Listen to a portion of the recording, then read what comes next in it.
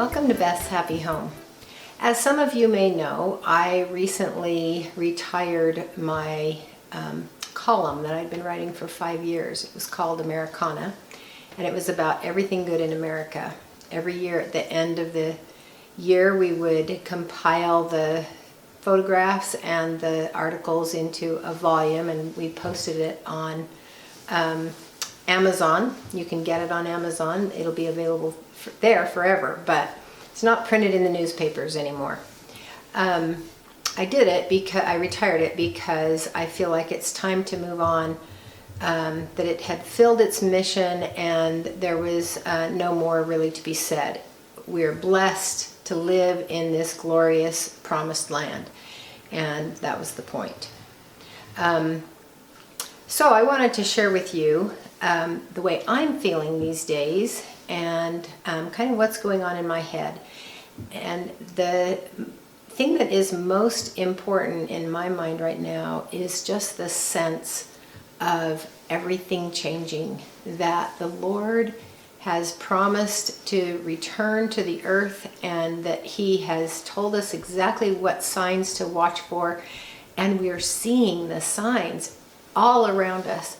And I feel a huge excitement and eager anticipation for the coming of the Lord Jesus Christ to the earth again. And I've talked to a lot of friends, and everyone seems to be feeling this same joy and urgency and excitement that the Lord is going to return because the signs are coming thick and fast. Well, you may not be as familiar with the idea of Christ returning to the earth as I am, because I was brought up with it in my entire life. But this is a change in that it feels close. You can feel it in the air. Things are changing. It's the last winding up. So I have thought about 3 ways that I am preparing to meet the Lord, and preparing for all of the promised disasters and chaos that is going to precede and is preceding His second coming. The first way that I am preparing is I have committed myself to getting up early every day and studying in the scriptures. And not just studying randomly for more information. You know, it's not like perusing an old dead tomb. It is learning the nature of Jesus Christ, and not only His nature, but what He taught us to be. And so it takes daily study to produce that kind of knowledge. The main thing that I have focused on and noticed in recent studies is that He is the Prince of Peace, and all of His teachings kind of fit in that identity as the Prince of Peace. Yesterday I saw something on social media where 2 very religious people were arguing over doctrine and politics, and the argument was quite hateful, and it just bothered me because it was so different from the character of the Prince of Peace. And I think a way of taking the Lord's name in vain when we argue and fight over the Prince of Peace's doctrine. Anyway, so I would urge you to find Jesus in the scriptures, find out who He is, what He is, and what He taught, and then try to pattern your day after what you have learned and been impressed with during that study. The second way that I feel like is an urgent way of preparing is by getting our finances in order, and that's twofold. One is to eliminate debt as much as we can, as fast as we can. And the other thing is to stop wasting money. It just in our lifestyle, a lot of us in America especially have a lot of money that we waste on things that are really of no value even to us. We spend money on convenience. We spend money on foods that are not even necessarily good for our bodies. And so I think it's a good idea as we prepare to meet the Lord when He comes to the earth, that we consider the way that we use our resources, both our time and our money, and to set ourselves free from debt so that we have no obligation to anyone other than our own convictions. The third thing is something I've talked about in the past, but it is preparing for those disasters that are prophesied throughout the ages of time, from long before Jesus was born in Bethlehem. The prophets have talked about this period of time on the earth where there would be chaos. There would be famine, wars, earthquakes, floods, fires, whirlwinds, tsunamis, political unrest of all sorts. And it's hard to find any prophecy that we can't say is being fulfilled right now. So in storing food, it's not feasible to store our daily diet that we ordinarily would be having for most Americans. And so, but there are foods that store very well. They'll store for many years, and they will sustain life. So you're not stocking the pantry for a 5-star restaurant that you're planning on opening. You are just going to stock your pantry or stuff it under your bed or in your storage room if you have one, wherever, with things that will sustain life and sustain it in a healthful way. And so these are the things that I recommend that you store and have been proven to be the ideal things. Now, just a note on that. There have been generations before our generation that have gone through wars where they were hungry, and people did starve to death. And just my parents' generation, there were people in the war all over the world in wars that died from hunger. They didn't have enough to eat. And so if you are in that situation, which we don't know what is going to be presented in our lives, what would you wish you had? The kind of the foundation of a healthful diet, I think, is wheat. And we store a large amount of wheat. And so as you prepare or polish up your preparations, I urge you to get some wheat, because you can grind it into flour, and with flour you can bake, you can make pancakes, you can make muffins, you can make bread, and you'll always have something that is not only nutritious but enjoyable to eat.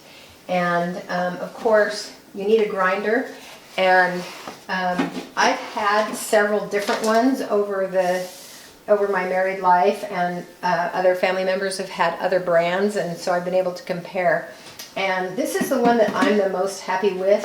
It's called a Whisper Mill. It's made by Bosch, but I think that they changed the name to Wonder Mill about 15 years ago. This one is about 25 years old, but it is still going strong, and it's really a good sturdy grinder. And you just pour the wheat in here, and it comes out as flour into this one. So start storing wheat. This bucket was at Costco for $15 for 45 pounds. You probably can't get it if you're not in the Mountain West. You can't get it at Costco, but you can find a source. There are many companies that will ship it straight to you. Just look it up online, and you can find good sources of wheat. You can find good sources of grinders too, and there are others that are good too. K-Tech is another one that is sturdy and lasts a long time, that I'm familiar with. And so you have wheat, you have the ability to make bread. I like rolled oats for breakfast, and a lot of people do. They're mild for children, and so I recommend storing regular oats. This is 25 pounds, I do believe, and it costs less than $20, but it's in a double sack, so it'll store pretty well long term, just the way it is. So So the grains are the basis for your storage, oats and wheat, mostly wheat, or emphasizing wheat. And then you need salt. This is a big old 25-pound bag. This will last longer than a year, much longer than a year. This is probably a 5-year supply almost, and it lasts forever. I've had it for at least 20 years, probably 30 years, but it never is going to change because salt is a preservative itself. So you want salt and grain. You want to store milk as a good source of protein. And this is a 25-pound bag that I spent about $100 on. And I bought another one since then, since I bought this one, that is, it was 50 pounds and it cost me $200. And I bought that on Amazon. It's quite expensive right now. It's more than double what I paid 5 years ago, but that's because there's been a run on it. A lot of people are thinking the way that we're thinking. So, the milk is a good source of protein, and it makes a lot of the other foods more palatable. And then store some beans. There are many countries where the people live relatively healthfully, eating nothing but tortillas and beans or rice and beans. And if you want to store rice along with your grains, that's great. Although white rice is not particularly nutritious, it just adds calories. Brown rice doesn't store very well, and so that's why I don't really recommend storing brown rice long term. It has a shelf life of 6 months probably, and no more. So whatever you buy in brown rice, you need to plan to eat it within 6 months. But get a good supply of beans. And these were 25 pounds that we bought in bulk, and I think these were at Winco, and they were about $16 or $17 for 25 pounds. But you can buy them at any grocery store in smaller quantities and just store them up, that in their smaller quantities. Split green peas are a really good thing to have on hand. They make a nice soup, but they also add some vitamins that are a little bit harder to get from other sources. And some of this is old news. I've already talked about it on other videos. Store some oil so that you have a source of fat, and also so that you can cook your pancakes and grease your pans to bake your bread. And you definitely need a source of fat in your diet. And last of all, store some sugar, and that's just to make it taste better. And we Americans are used to eating a lot of sugar, and you don't need to eat as much as we ordinarily eat, but store sugar just to keep everybody happy. So these are things that will sustain life and sustain it relatively well. And so that's the other way that I'm preparing. I'm just finishing up, making sure that I have at least a year's supply of life-sustaining foods. The good news is that they're inexpensive, and pound for pound, they're some of the very least expensive foods that you can buy. They're the most nutrient dense as foods go. And so it's a good idea to start incorporating them in your regular diet. All of these things are good. Well, other than the sugar, you probably have plenty of that already. But it's a really good idea to start incorporating it. Just one other word, we have a bit of water stored. And we have actually two sources. We have the water that's in our water heater, which it holds about 50 gallons, I think. And we have the water in a 50-gallon drum that we keep in our garage. And we have a pump that we can pull it out of the drum. But that's a good idea, especially if you live in a really dry area, is to have some clean water stored. In fact, even in any area, because if the water is contaminated, you're going to be just as thirsty whether you have water all around you or not, and you don't want to get sick from drinking it. And then also store some bleach, because you can add just a few teaspoons of bleach and that will purify a large quantity of water. So I urge you to prepare for what's ahead. The prophets have told us what to expect, and so store food to sustain life, prepare spiritually by learning the nature of Jesus Christ and becoming a true disciple a little better every day, and prepare your finances so that you are not in bondage to people you owe money to, and so that you can take care of yourself if you have an emergency. Save up 6 months worth of emergency fund and keep that in a non-touchable account so that it's ready for you in case of an emergency. And that's my little bit of advice. That's what's been on my heart lately, and I appreciate your coming to my channel and watching this video.